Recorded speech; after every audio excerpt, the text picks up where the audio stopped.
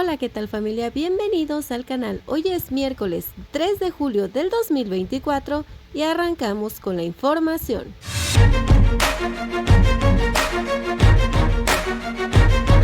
Tiemblan en la Suprema Corte de Justicia. Hace un par de días el presidente señaló que la Suprema Corte de Justicia necesita una reconstrucción a fondo por parte de los ministros, quienes han ocupado por muchos años este lugar, gozando de múltiples beneficios exorbitantes, como por ejemplo 90 millones para anteojos, 24 millones para el festejo del Día de la Madre, 26 millones para el festejo del Día del Padre, 235 millones para vestuario, 900 millones para traslados, 282 millones para escoltas y 1.177 millones para pagos por riesgo.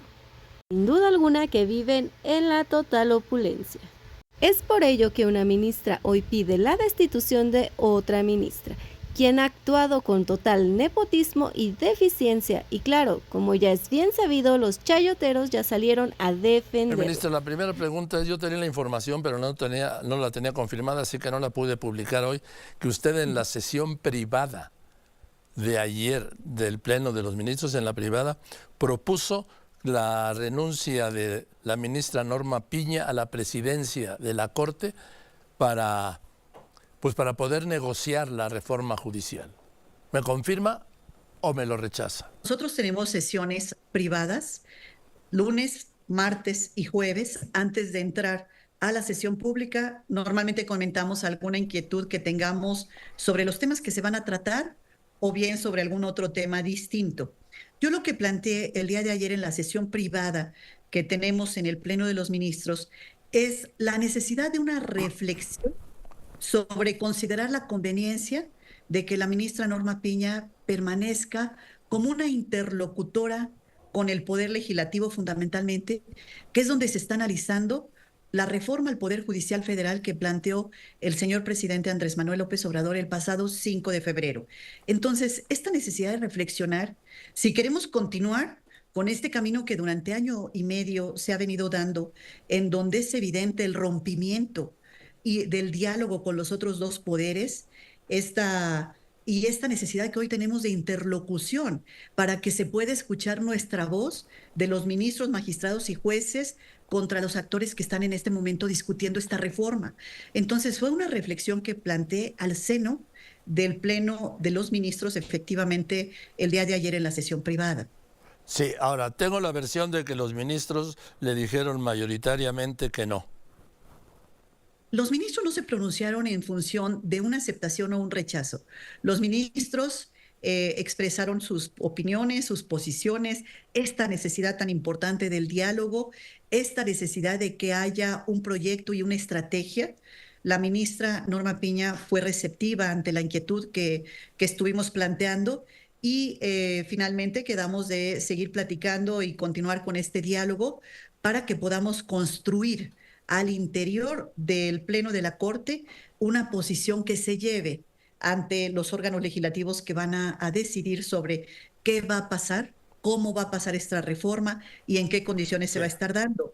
Recordaremos que el pasado jueves estuvimos en la Cámara de Diputados, el Pleno de los 11 ministros, en unos conversatorios que se están llevando. Sí, que no sirven para nada. Bueno, como la Comisión de Puntos Constitucionales. Bueno, es importante señalar que es el primer encuentro que tenemos con otro poder desde la llegada de la ministra Norma Piña. Es la primera ocasión el jueves pasado que tuvimos un encuentro de dos poderes, del Poder Legislativo con el Poder Judicial. Anteriormente nunca se había dado esta posibilidad. Bueno, pero a ver, pues esto se hace bajo la presidencia de Norma Piña, que usted plantea que deje la presidencia, y le reitero, ministra Yasmín Esquivel, la versión que yo tengo de compañeros suyos es que su planteamiento fue desechado. Joaquín, fue una reflexión que pusimos sobre la mesa, se quedó en continuar platicando, en continuar reflexionando. Esto no es una determinación que se tome de un instante, sí es un tema que cada uno de nosotros tiene que ver hacia dónde vamos y cómo vamos a continuar caminando en esto que es como pleno nosotros que estamos avanzando. Hoy es importante señalar que tenemos pues ya un mandato de las urnas, una iniciativa presidencial que está en puerta, donde se plantea la elección por voto popular de jueces, magistrados y ministros. Y entonces, ante ese planteamiento, tenemos que tener posturas muy claras. Pero más allá ¿Y usted de qué lo que opina? ¿Y usted qué opina, ministra Esquivel, de que se elijan a jueces de distrito, magistrados de circuito y ministros de la Corte por voto popular directo?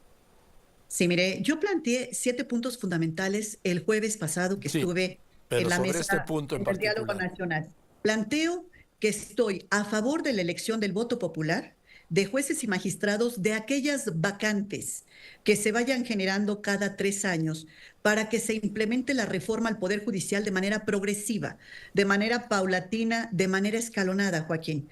Recordará usted que la reforma penal tardamos 8 años en Sí. implementarla, todavía estamos en el diagnóstico de lo que ha funcionado y lo que ha fallado. También la reforma laboral, llevamos 4 años en su implementación y aún no concluye en los estados. La reforma al sistema anticorrupción, tardamos 5 años en que se implementara a nivel federal y local. Y así podemos hablar de las sucesivas reformas que se han dado. En materia agraria, en todas las materias siempre tardamos años en la implementación porque se Sí. trata de procesos técnicos Lo jurídicos. entiendo Caso perfectamente, por eso me llama la atención la urgencia del presidente López Obrador de sacar esto en septiembre. Sí, lo que yo estoy planteando es, si la reforma constitucional se da en septiembre, la primera elección sea en marzo del 2025, únicamente de las plazas vacantes de jueces y magistrados, para que nos permita que se vaya dando de manera Sí. sucesiva cada 3 años esta sustitución. Pero algo todavía más importante, que aquellas personas que desean participar como aspirantes, candidatos a jueces y magistrados, sean personas que cubran el perfil, el conocimiento técnico, la excelencia y la experiencia en el cargo. Y para eso planteo una comisión técnica de evaluación que está integrada por los 3 poderes para que determine la viabilidad de las candidaturas de las personas que desean ocupar el cargo de juez o magistrado. ¿Y esto qué va a generar?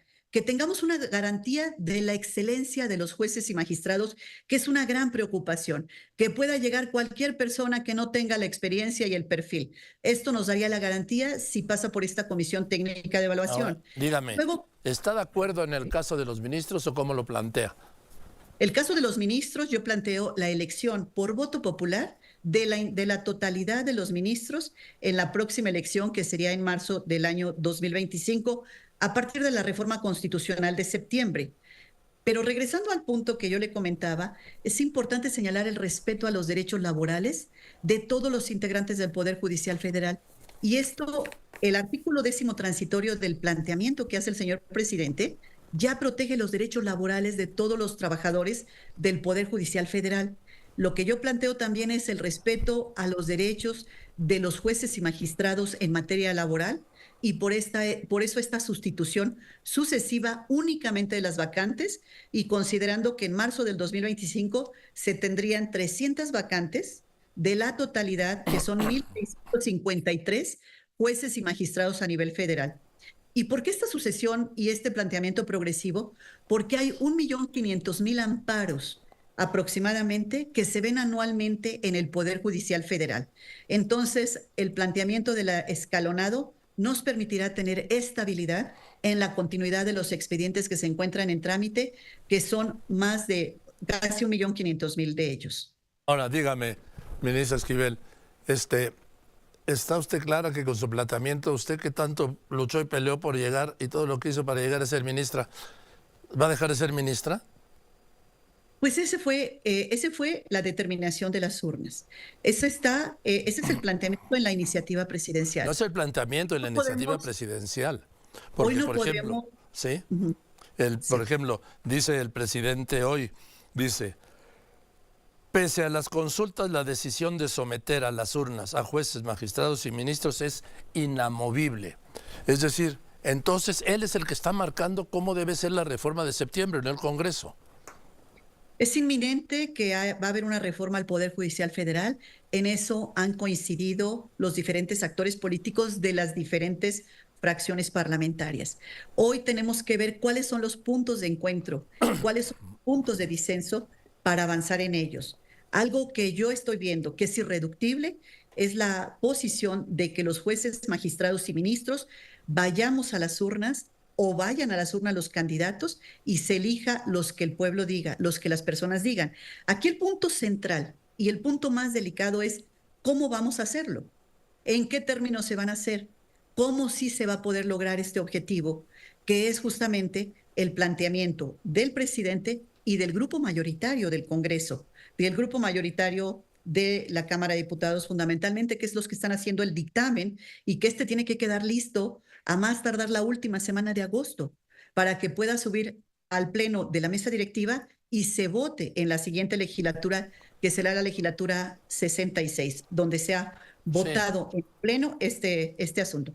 Pero regresando a la propuesta que yo hice, yo hablo de la elección popular, hablo de la progresividad, hablo del respeto a los derechos laborales, hablo de que únicamente vayamos a elección en las plazas vacantes, que se dé esta sustitución progresiva y que se observe la paridad de género. Hoy en el Poder Judicial Federal es el único de los tres poderes que únicamente tenemos el 25% de presencia de mujeres.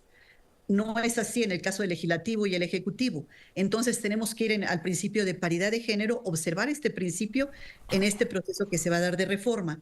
Y finalmente, que sean jueces cercanos a la gente y sobre todo que la justicia llegue a todas las personas, Joaquín. Muchas gracias por haberme acompañado el día de hoy. Los invito a suscribirse, darle like y compartirnos. Tenemos contenido nuevo todos los días.